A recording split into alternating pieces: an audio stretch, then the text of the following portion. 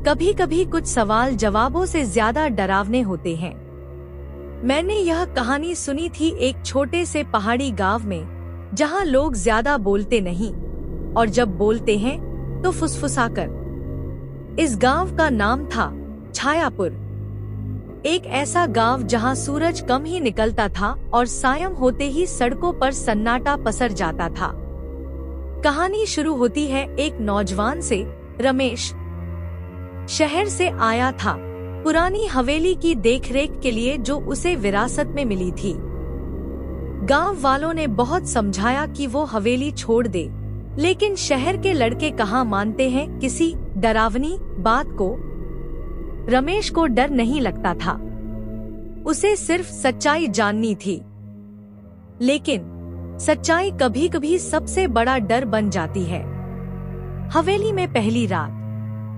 बड़ी बड़ी दीवारें, धूल से भरे पर्दे और टंगी हुई पुरानी तस्वीरें, सब कुछ जैसे किसी इंतजार में था। आधी रात को जब घड़ी की सुई ने 3 पर दस्तक दी, रमेश की नींद एक अजीब सी सरसराहट से खुली। कोई था सीढ़ियों पर। वो धीरे से उठा, टॉर्च जलाई और दबे पांव चल पड़ा।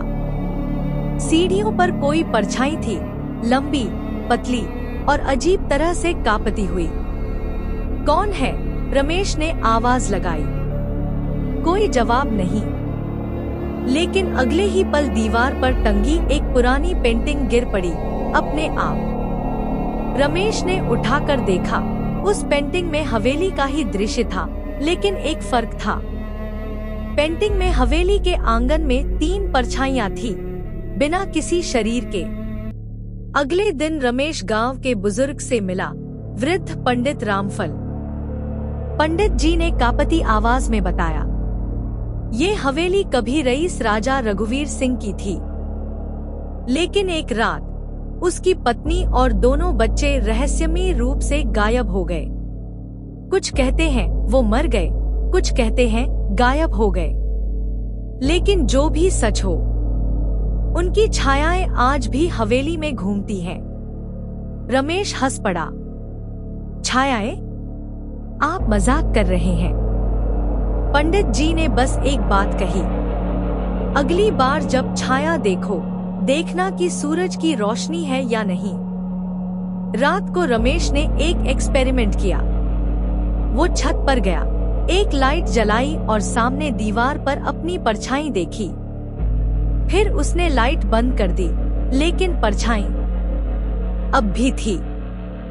हैरान होकर उसने आंखें मली। छायाएं 3 थी और वो अकेला। तीनों परछाइयां धीरे धीरे पास आने लगी।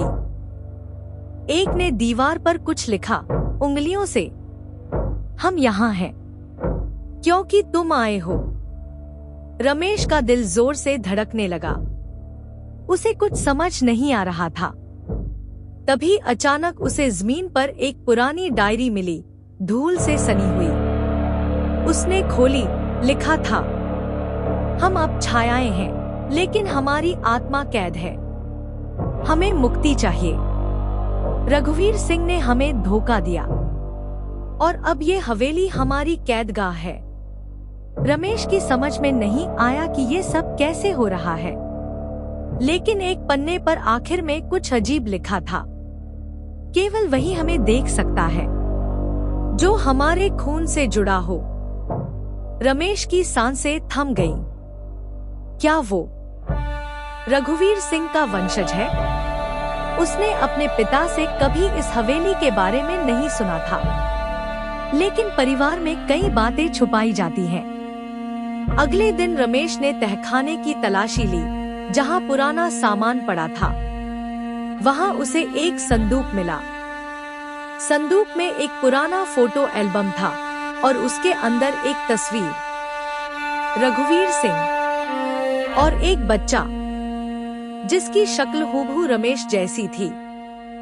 अब सब कुछ साफ था। रमेश रघुवीर सिंह के ही खून से था और इसलिए छायाएं उसी से बात कर रही थी। रात को वह फिर गया छत पर। क्या चाहिए तुम्हें? उसने चीखा। एक परछाई आगे आई और दीवार पर फिर लिखा, बलिदान। रमेश डर गया। किसका बलिदान? इस बार परछाई ने कुछ नहीं कहा, बस उसकी तरफ इशारा किया। अगले दिन गांव वालों को हवेली से रमेश की कोई खबर नहीं मिली।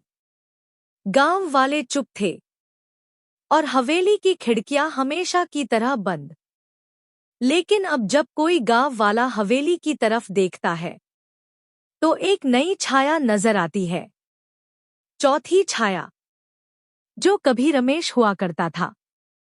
और अब जब भी कोई उस हवेली में जाता है तो दीवार पर एक नई लाइन दिखती है, अब तुम्हारी बारी है। कहानी यहीं खत्म नहीं होती, क्योंकि कुछ परछाइयां कभी पीछे नहीं छोड़ती।